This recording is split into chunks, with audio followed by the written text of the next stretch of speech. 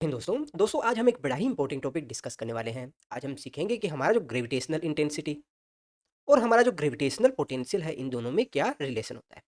तो इन दोनों में जो रिलेशन होता है उसका पूरा जो मैथमेटिकली जो डेरिवेशन है उसको हम पहले सीखेंगे। उसके बाद में हम देखेंगे कि एग्जाम में इनसे रिलेटेड किस तरह के क्वेश्चन है वो हमसे पूछे जा सकते हैं और उन क्वेश्चन को हमें किस तरह से आंसर करना है। ठीक है, तो आज की इस वीडियो में लास्ट तक बने रहिएगा क्योंकि आज की वीडियो में हमें काफ़ी कुछ नया सीखने को मिलेगा। तो चलिए शुरू करते हैं। तो दोस्तों ज़रा याद करके सबसे पहले तो मुझे बताइए हमारा जो ग्रेविटेशनल पोटेंशियल है और जो ग्रेविटेशनल पोटेंशियल एनर्जी है उन दोनों में क्या रिलेशन होता है। तो हमने अपनी लास्ट क्लासेज में सीखा है कि हमारा जो ग्रेविटेशनल पोटेंशियल है और जो ग्रेविटेशनल पोटेंशियल एनर्जी है उन दोनों में रिलेशन ये होता है, जहाँ पर यू हमारा ग्रेविटेशनल पोटेंशियल एनर्जी है जबकि वी हमारा ग्रेविटेशनल पोटेंशियल होता है और एम हमारा मास है जिसको हम इनफाइनाइट से हमारा किसी ग्रेविटेशनल फील्ड के अंदर किसी पॉइंट तक लेकर आ रहे हैं। ठीक है, कोई दिक्कत नहीं है। अब जरा बताओ मुझे ग्रेविटेशनल इंटेंसिटी है वो किसके बराबर होता है। तो ग्रेविटेशनल इंटेंसिटी है उसको हम ई से डिनोट करते हैं और ग्रेविटेशनल इंटेंसिटी है उसको हम जानते हैं किसके बराबर होता है, एफ बाई एम के बराबर होता है।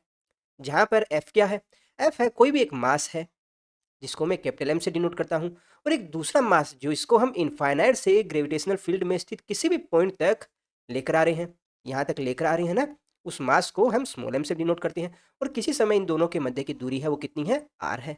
ठीक है, तो यहाँ पर हमारा जो दोनों मास के मध्य जो लगने वाला जो फोर्स है वो किसके बराबर होगा, अपना G M M upon R के बराबर।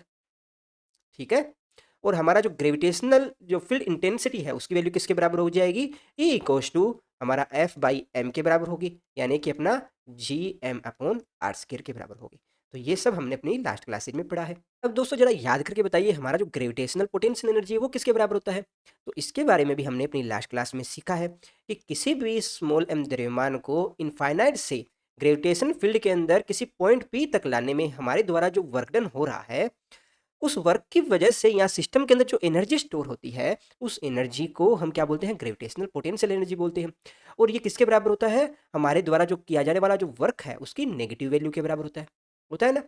तो क्या हम इसको ऐसा कुछ ले सकते हैं, यानी कि इसको सिर्फ dx डिस्प्लेसमेंट दे रहे हैं तो हमारे द्वारा जो वर्क डन है वो dw होगा। तो सिस्टम के अंदर जो पोटेंशियल एनर्जी है वो किसके बराबर होगी, वो du के बराबर होगी। तो क्या इसको आप ऐसा लिख सकते हो, लिख सकते हैं ना। अब जरा बताइए हमारा जो वर्क है वो किसके बराबर होता है। तो वर्क एनर्जी पावर वाले चैप्टर में मैंने पढ़ा है कि हमारे द्वारा जो किया जाने वाला वर्क डन है वो किसके बराबर होगा, applied force and displacement. Displacement कितना है, यहाँ पर हमारे जो स्मॉल एम द्रव्यमान है उसको हम अगर डी आर डिस्प्लेसमेंट दे रहे हैं तो यहाँ पर हमारे द्वारा जो वर्क डन है वो किसके बराबर होगा, F vector dot D R के बराबर होगा, होगा ना। तो हमारा जो पोटेंशियल एनर्जी है वो किसके बराबर हो जाएगी, आप कहोगे पोटेंशियल एनर्जी हमारी हो जाएगी D U equals to minus of F vector dot D R vector के बराबर। कोई दिक्कत नहीं है। अब जरा दोस्तों मुझे ऊपर से देखकर बताओ कि हमारा जो फोर्स है वो किसके बराबर है। तो हम जानते हैं हमारा जो फोर्स है वो किसके बराबर होगा, F equals to E M के बराबर होगा। कोई दिक्कत नहीं है। तो यहाँ पर हमारा जो ई है वो क्या है, ग्रेविटेशनल फील्ड इंटेंसिटी है। अगर ये अर्थ के द्वारा लग रहा है तो मैं इसको एफ जी और ई जी से डिनोट कर देते हैं।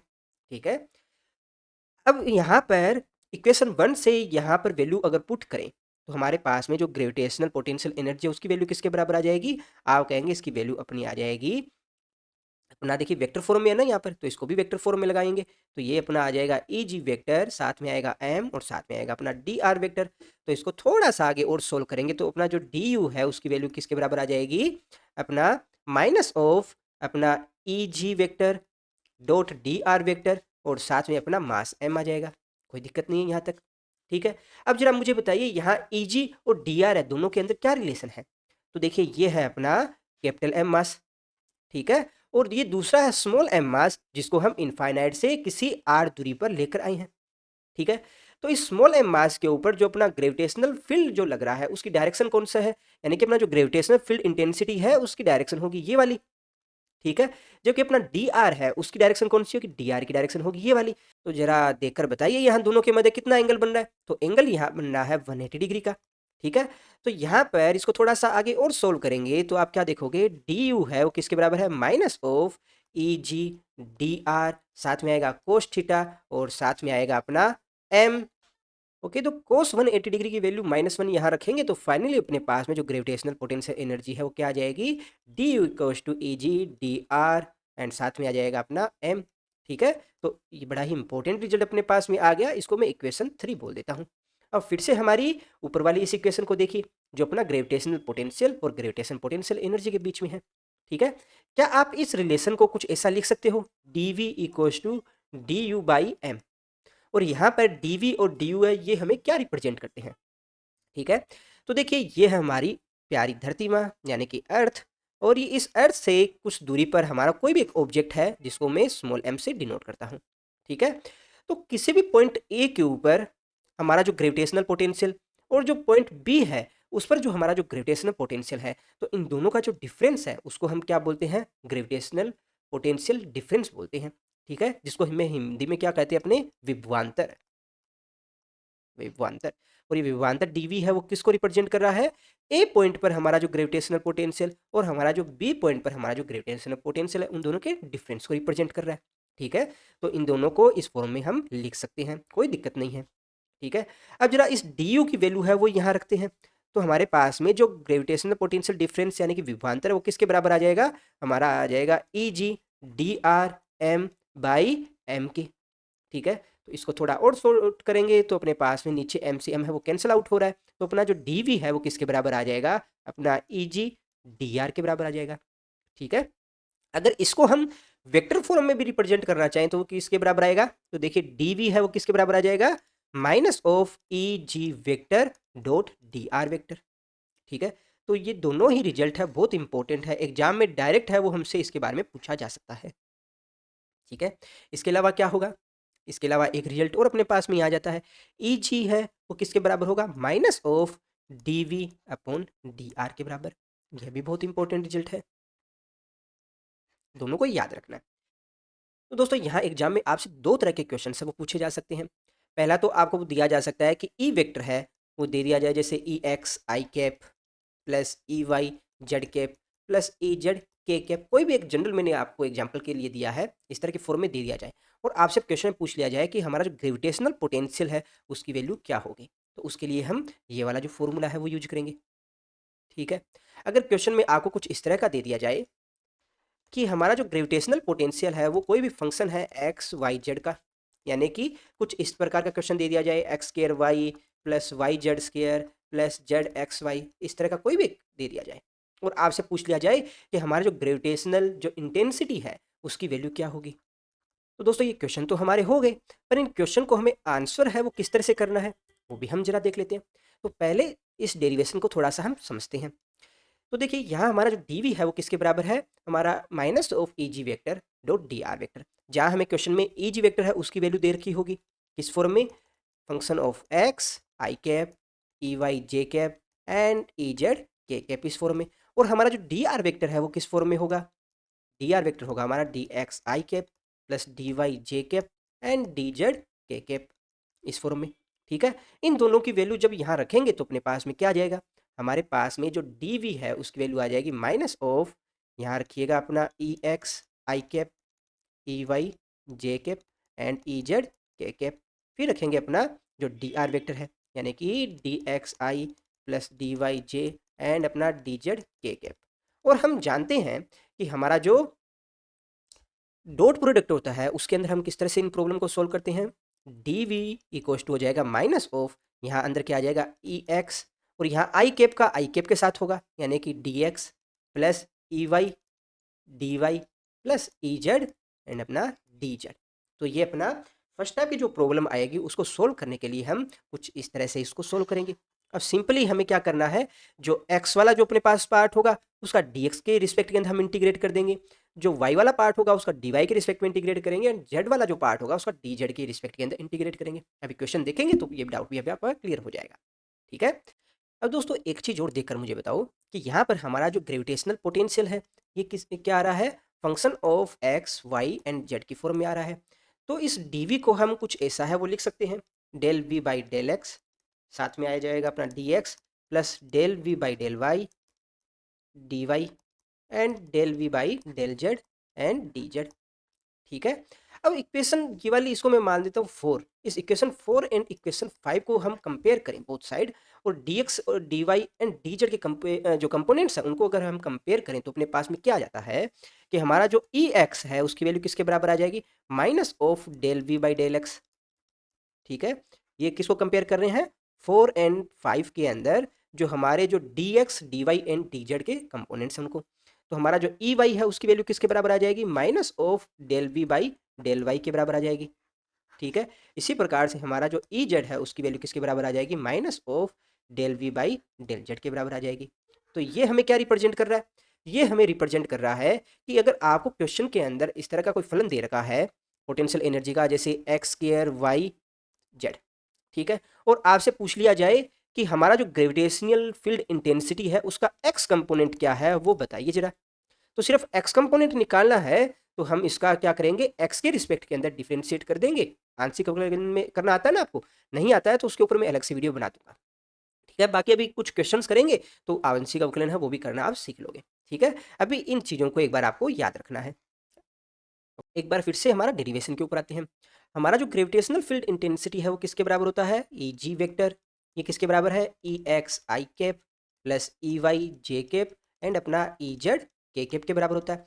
अब इन तीनों की वैल्यू जब यहाँ रखेंगे हम, तो हमारे पास में ई जी वेक्टर है वो किसके बराबर आ जाएगा, आप कहेंगे ये बराबर आ जाएगा minus of del V by del X I cap, फिर साथ में आएगा माइनस ऑफ हमारा del V by del Y J cap minus of del V by del Z K cap के बराबर आ जाएगा। ये भी बहुत ही इंपॉर्टेंट रिजल्ट है ना, तो इसे भी हमें याद रखना है।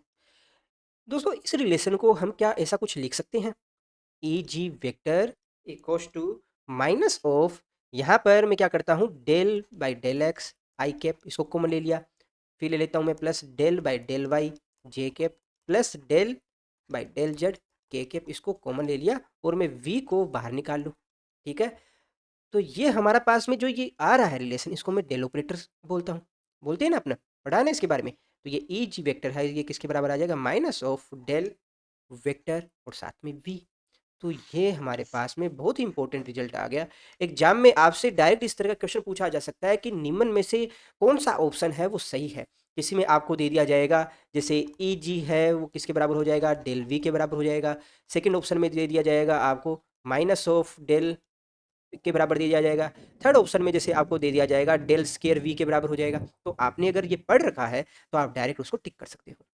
ठीक है, तो बहुत इंपॉर्टेंट रिलेशन है, इसको भी हमें याद रखना है। दोस्तों एक इंपॉर्टेंट रिलेशन और है, समझ लेते हैं। हमने अपनी प्रीवियस क्लासेज के अंदर पढ़ा है कि कोई भी कंजर्वेटिव फोर्स है उसके द्वारा जो किया जाने वाला जो वर्क डन है वो किसके बराबर होता है, जीरो के बराबर होता है।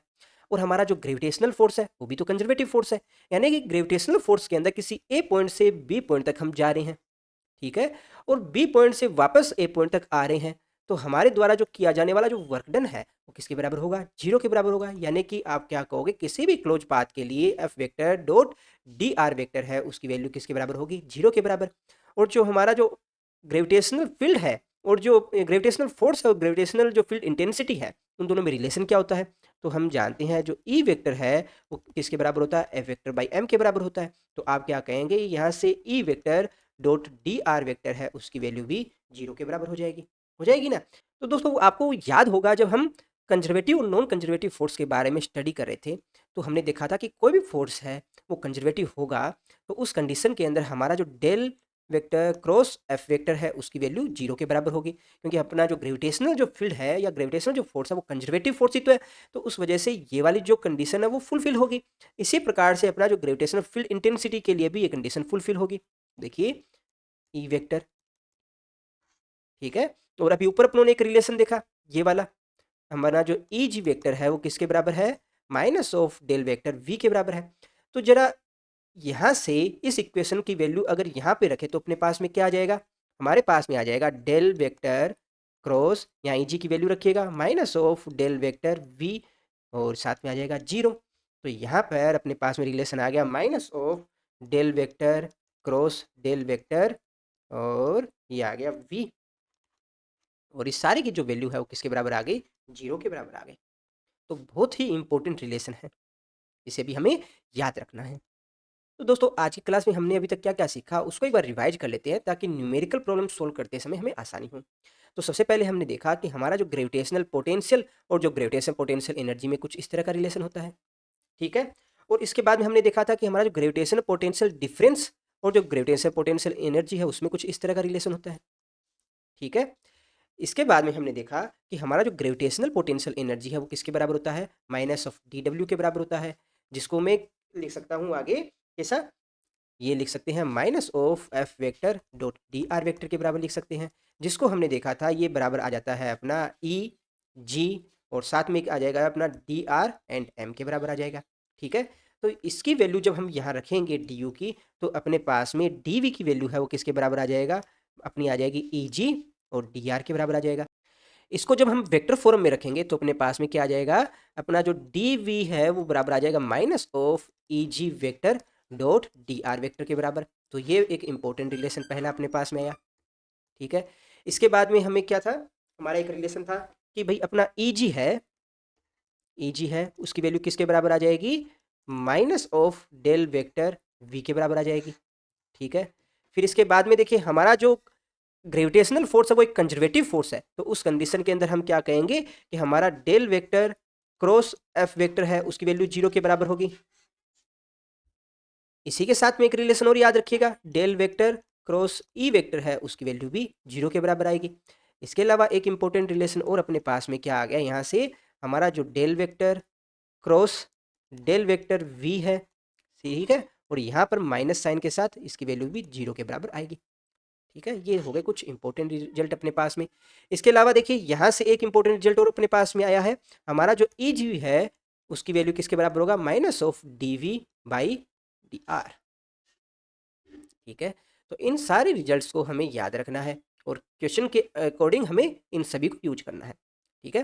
तो अब इनसे रिलेटेड कुछ अच्छे क्वेश्चन हैं उनको हम डिस्कस कर लेते हैं। दोस्तों हमारा जो फर्स्ट क्वेश्चन है उसमें हमें ग्रेविटेशनल जो पोटेंशियल है उसकी वैल्यू दी गई है और हमें फाइंड करना है जो अपना ग्रेविटेशनल फील्ड इंटेंसिटी है उसकी वैल्यू, और हमें पॉइंट दे रखा है 111, ठीक है। तो इस प्रॉब्लम को कैसे सोल्व करोगे, तो इस प्रॉब्लम को सोल्व करने के लिए हम हेल्प लेंगे ये वाला जो फॉर्मूला है आपका, ये वाला, ठीक है। तो इस फॉर्मूले की हेल्प से कैसे करोगे, तो हम जानते हैं हमारा जो ई वेक्टर है वो किसके बराबर होता है, minus of del vector V के बराबर, ठीक है। तो इसको हम कुछ इस तरह से लिख सकते हैं, ये बराबर हो गया del by del X I cap plus del by del Y J cap and अपना हो गया del by del Z K cap, और साथ में आ गया अपना वी, और वी की क्वेश्चन में हमें वैल्यू दे रखी है एक्स वाई एंड जेड, तो मैं इस वी को हटाकर यहाँ कर देता हूँ अपना एक्स वाई एंड जेड, ठीक है। इसको हम आगे सोल्व करेंगे तो अपने पास में क्या आ जाएगा, माइनस ऑफ अपना आई कैप के साथ में आ जाएगा डेल बाई डेल एक्स और साथ में अपना आ जाएगा X Y and Z I cap, okay, plus आएगा डेल बाई डेल वाई, साथ में आ जाएगा X Y Z J cap, फिर आएगा अपना डेल वाई डेल जेड और एक्स वाई जेड और के कैप। यहाँ तक कोई दिक्कत नहीं है। अब दोस्तों मुझे यहाँ पर क्या कर रहे हैं, हम आंशिक अवकलन कर रहे हैं यानी कि पार्शियल डिफरेंशिएशन कर रहे हैं। पार्शियल डिफरेंशिएशन में क्या होता है कि जिसके रिस्पेक्ट में हम डिफरेंशिएट करते हैं तो वहाँ ऊपर उसी सेम वेरिएबल के अलावा जितनी भी आपको संख्याएं दे रखी है या वेरिएबल्स दे रखे हैं उनको हम एज ए कॉन्स्टेंट नंबर ही ट्रीट करेंगे।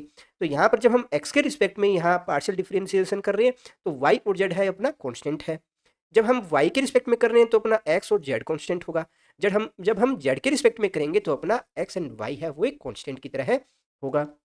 तो क्या हो जाएगा अपना माइनस ऑफ, अब देखिए यहाँ पर y z है वो कांस्टेंट है तो उसको हम बाहर ले आते हैं और अपना del X by del X करेंगे तो उसकी वैल्यू 1 आ गई, साथ में आ गया अपना आई कैप प्लस, अभी y के रिस्पेक्ट में करेंगे तो अपना x और z तो कांस्टेंट है वो बाहर आ जाएगा, और y के रिस्पेक्ट में करोगे तो अपना क्या आ जाएगा del y by del Y हो जाएगा तो इसकी वैल्यू भी 1 हो जाएगी। फिर लास्ट में अपना z के रिस्पेक्ट में करोगे तो एक्स जेड है वो तो कांस्टेंट नंबर है वो बाहर आ जाएगा, और z का करोगे तो अपना 1 आ जाएगा, ठीक है। तो अपनी वैल्यू ये आ गई, तो ये अपना आ गया ग्रेविटेशनल फील्ड इंटेंसिटी की वैल्यू। अब हमें क्वेश्चन में पॉइंट दे रखा है कितना 1 1 एंड 1, तो अपना ग्रेविटेशनल फील्ड इंटेंसिटी की 1 1 1 पॉइंट पर क्या वैल्यू होगी, आप कहोगे यहाँ वैल्यू पुट करोगे तो अपने पास में आ जाएगा माइनस ऑफ, अब 1 1 यहाँ रखिएगा तो अपने पास में आ जाएगा I cap plus J cap and K cap हो गया, कोई दिक्कत नहीं है।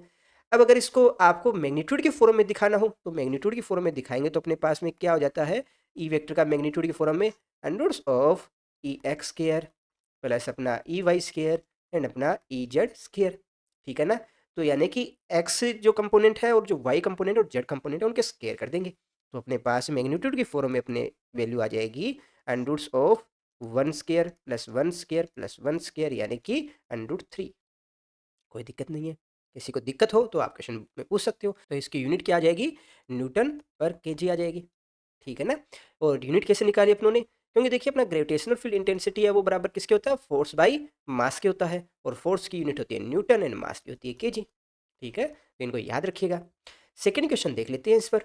हमारा जो नेक्स्ट क्वेश्चन है उसमें हमें जो ग्रेविटेशनल पोटेंशियल है वो दे रखा है X square plus Y square plus Z square, और किसी पॉइंट 111 पर हमें हमारा जो ग्रेविटेशनल फील्ड इंटेंसिटी है उसकी वैल्यू फाइंड करनी है। तो हमारा जो सोल्व करने का मेथड है वही सेम रहेगा। हमारा जो ई वेक्टर है वो किसके बराबर होगा, minus of del vector V के बराबर होगा। तो जरा वैल्यू पुट कीजिएगा, क्या हो जाएगा अपना del by del X I cap plus del by del Y J cap and अपना आ जाएगा del Y del Z K cap. कोई दिक्कत नहीं यहाँ तक। और साथ में क्या है अपना X square plus Y square and Z square, V की वैल्यू रखेंगे तो ये अपना हो गया X square plus Y square plus Z square, ठीक है। तो इसको अंदर मल्टीप्लाई करेंगे तो अपने पास में ये वैल्यू आ जाएगी, कोई दिक्कत नहीं है। अब सबसे पहले हम करते हैं यहाँ पर एक्स के रिस्पेक्ट के अंदर यहाँ पार्शियल डिफरेंशिएशन करेंगे। तो आप क्या देखेंगे, एक्स के अलावा जितनी भी यहाँ दो क्वांटिटियाँ आ रही है Y square plus Z square वो कांस्टेंट हो जाएगा। तो जरा डिफरेंशिएट कीजिए इसको, तो माइनस ऑफ यहाँ पर एक्स स्केयर का एक्स के रिस्पेक्ट में करोगे तो अपना कितना आ जाएगा 2x आ जाएगा, और बाकी के ये नंबर्स क्या आ जाएंगे, जीरो हो जाएगा, ठीक है। फिर हम करते हैं किसके रिस्पेक्ट में, y के रिस्पेक्ट में। तो यहाँ y के अलावा जितने भी है x square plus Z square है ये हो जाएगा कांस्टेंट, तो कांस्टेंट नंबर का डिफरेंशिएट करोगे तो जीरो हो जाएगा, और y स्केयर का करेंगे तो अपने पास में क्या आ जाएगा 2y हो जाएगा, ठीक है।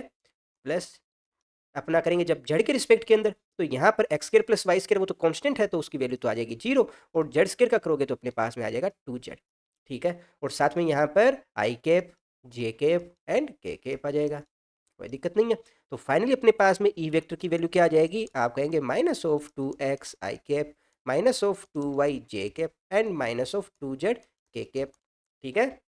अब अपना जो पॉइंट है, पॉइंट कितना है 111, इस पॉइंट के लिए देखें तो अपनी ई वेक्टर की वैल्यू कितनी आ जाएगी, आप कहेंगे minus of 2 I cap minus of 2 J cap and minus of 2 के कैप, ठीक है। इसको अगर मैग्नीट्यूड की फॉर्म में और अगर क्वेश्चन में पूछ लिया जाए तो क्या रखोगे, ई वेक्टर है मैग्नीट्यूड की फॉर्म में आ जाएगा अपना under roots of E X square plus E Y square and अपना ई जेड स्क्वायर। तो जरा रखिए वैल्यू क्या आ जाएगा, अपना आ जाएगा 2 का स्क्वायर यानी कि 4 प्लस 4 प्लस 4, तो अंडर रूट्स ऑफ अपना 12 आ जाएगा यानी कि 2 अंडर रूट 3 आ जाएगा, ठीक है। यूनिट क्या रहेगी, यूनिट अपना न्यूटन पर केजी रहेगी, ठीक है। नेक्स्ट क्वेश्चन देख लेते हैं इसी के ऊपर। दोस्तों हमारा जो नेक्स्ट क्वेश्चन है उसमें हमें ग्रेविटेशनल फील्ड इंटेंसिटी दे रखी है E equals to 4/x square. हमें फाइंड करना है ग्रेविटेशनल पोटेंशियल की वैल्यू किसी पॉइंट x इक्वल्स टू 2 पर। तो किस तरह से फाइंड करेंगे, हमने अभी थोड़ी देर पहले एक फॉर्मूला भी देखा था कि ई इक्वल्स टू होता है minus of D V by D R के बराबर। इसको थोड़ा सोल्व करेंगे तो अपने पास में डी वी है उसकी वैल्यू किसके बराबर आती है, minus of E D R के बराबर आ जाती है।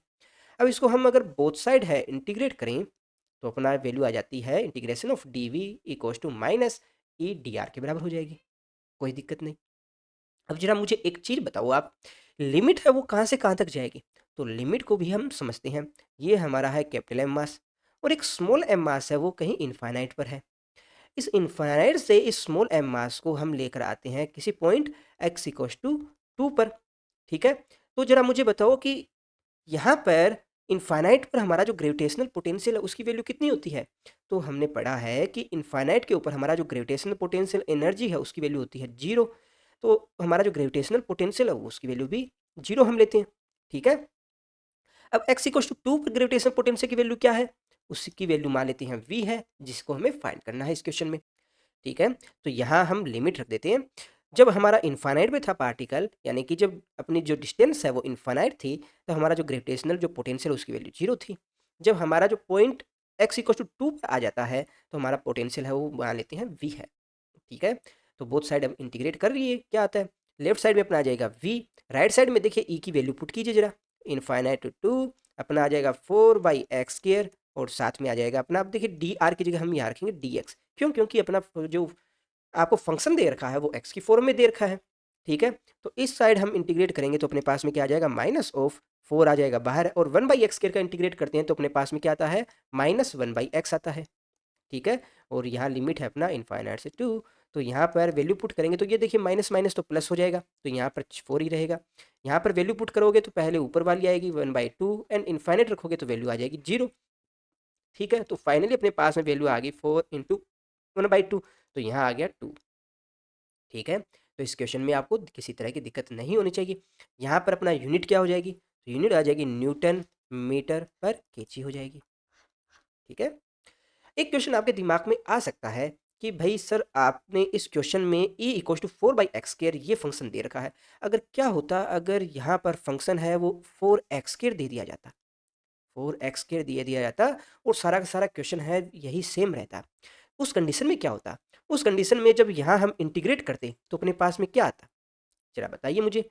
यहाँ पर 4x² का हम इंटीग्रेट करते तो अपने पास में आ जाता 4x³/3, परंतु अब लिमिट अपनी कहाँ से कहाँ तक रहेगी, इनफाइनाइट से 2 तक रहेगी, रहेगी ना। अब इनफाइनाइट यहाँ रखोगे तो अपना ग्रेविटेशनल पोटेंशियल है उसकी वैल्यू कितनी आ जाएगी, तो माइनस ऑफ 4/3 और 2 की पावर 3 करेंगे तो ये 8 हो जाएगा। अब माइनस ऑफ लिमिट रखोगे तो इनफाइनाइट आ गई। तो ये तो एक तरह से अपना जो फंक्शन दे रखा है वो फंक्शन ही गलत है ना। तो इस क्वेश्चन को सही बनाने के लिए आपको एग्जामिनर क्या देगा, निश्चित तौर पर एग्जामिनर है आपको पॉइंट देगा। पॉइंट में समझाता हूँ, जैसे यहाँ पर आपको दे दिया जाए कि अगर इस स्मॉल एम मास का जो पार्टिकल है उसको x इक्वल टू 2 से x इक्वल टू 4 तक मूव करवाएं, यानी कि x इक्वल टू 2 से x इक्वल टू 4 तक इन दो पॉइंट के बीच में मूव करवाएं, तो हमारा जो ग्रेविटेशनल जो पोटेंशियल है वो क्या होगा। तो अब इस क्वेश्चन को आप बड़े ही आराम से सोल्व कर सकते हो। हमें यहाँ लिमिट है वो चेंज कर देनी है, इनफाइनाइट की जगह हम 4 कर देंगे, यहाँ किया 4। तो अब इस क्वेश्चन को सोल्व करके देखो हो जाएगा ना, 4/3 है वो तो आ जाएगा बाहर। अब अपना x³ है उसमें लिमिट रखनी है 2 से 4, तो यहाँ पर अपना क्या आ जाएगा, 2 की पावर 3 अपना हो गया 8 और माइनस ऑफ 4 की पावर 3 करेंगे तो 64। ठीक है। तो अब इसे आप सोल्व कीजिएगा। तो किसी भी तरह का क्वेश्चन अपने पास में क्यों ना आए, हमें कभी भी नहीं भूलना है हमारी जो बेसिक कंसेप्ट है क्या है। अगर बेसिक कंसेप्ट याद रहेंगे तो उन प्रॉब्लम को हम आसानी से सोल्व कर पाएंगे। दोस्तों एक इंपॉर्टेंट कंसेप्ट और हम सीखते हैं, हमने अपनी प्रीवियस क्लास के अंदर किसी रिंग के कारण जो ग्रेविटेशनल फील्ड इंटेंसिटी है उसकी वैल्यू फाइंड की थी। वहाँ हमने देखा था कि हमारे पास में कोई रिंग है जिसका मास है m और उस रिंग की रेडियस है r।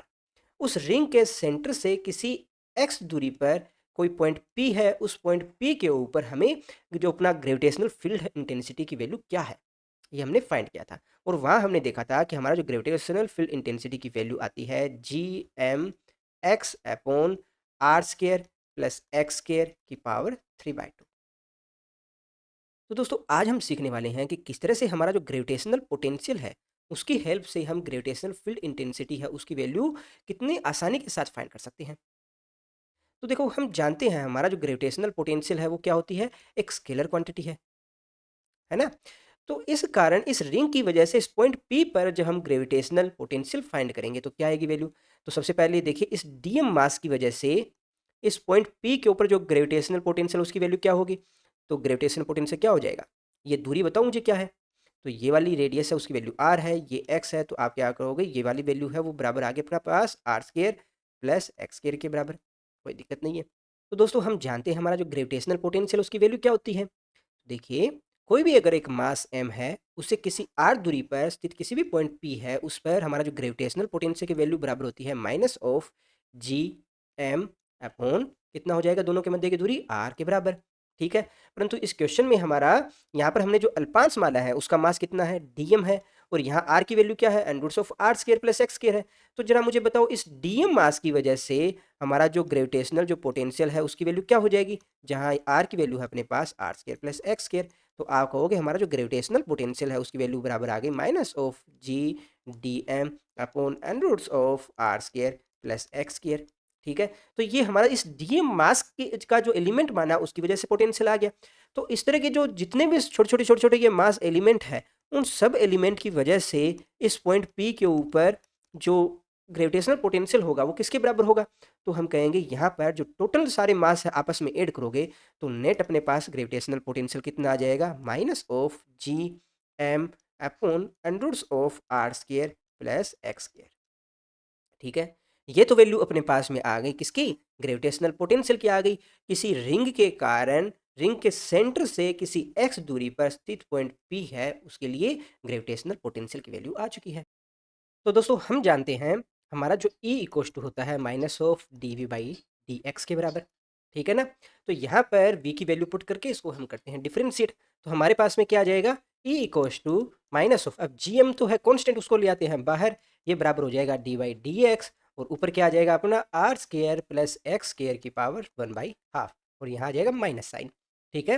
हमने अपनी क्लासेज के अंदर भी सीखा है कि x की पावर n है उसको हम डिफ्रेंशिएट करेंगे x के रिस्पेक्ट में, तो अपने पास में आ जाएगा nx n-1। तो यहाँ पर इसको डिफ्रेंशिएट करेंगे तो अपने पास में क्या वैल्यू आएगी, देखिए एक तो यहाँ पर माइनस है और ऊपर अपनों ने यहाँ माइनस gm की वैल्यू रखेंगे, तो यहाँ साइन क्या आएगा अपना प्लस साइन हो जाएगा, ठीक है। तो इसमें भी कन्फ्यूज नहीं होना है। ई कोस टू आ जाएगा अपना, अब -1/2 है तो ये बाहर आएगा gm -1/2, अब आ जाएगा अपना R square plus X square का जब डिफ्रेंशिएट करेंगे तो अपने पास में क्या आ जाएगा, R square plus X square की पावर -3/2, और अपना एक्स स्केयर का करोगे तो अपने पास में आ जाएगा 2x, ठीक है। तो आप देख रहे हो यहाँ से ये 2 है, इस 2 के साथ कैंसिल होगा, तो e की वैल्यू अपने पास में आ जाएगी माइनस ऑफ gm, और यहाँ पर क्या आ जाएगा x, और नीचे आ जाएगा अपना R square plus X square की पावर 3/2। तो ये अपने पास में e की वैल्यू आ गई, ठीक है। दोस्तों एक इंपॉर्टेंट क्वेश्चन और देखते हैं। किसी क्वेश्चन में आपको दे रखा है कि हमारा जो ग्रेविटेशनल फील्ड इंटेंसिटी है वो क्षितिज के साथ में थीटा एंगल बनाते हुए है, इस तरह से यहाँ जो एंगल बनना है वो कितना है, थीटा एंगल है। तो उस कंडीशन में हमारा कोई भी दो पॉइंट है, ए पॉइंट और ये बी पॉइंट है, तो इन दो पॉइंट के बीच में जो पोटेंशियल डिफरेंस है वो किसके बराबर होगा, जरा बताओ। तो यहाँ पर हमारा जो डी है वो एक्चुअल में क्या है, पोटेंशियल डिफरेंस ही तो है ना। तो यहाँ पर जो ये आप फॉर्मूला यूज कर रहे हो E G equals to minus of D V by D R, ये फॉर्मूला हम कब लिख रहे हैं, जब हमारा ये ऊपर वाला देखिए, ये इससे हमारे पास में डी वी की वैल्यू क्या आती है, माइनस ऑफ ई जी।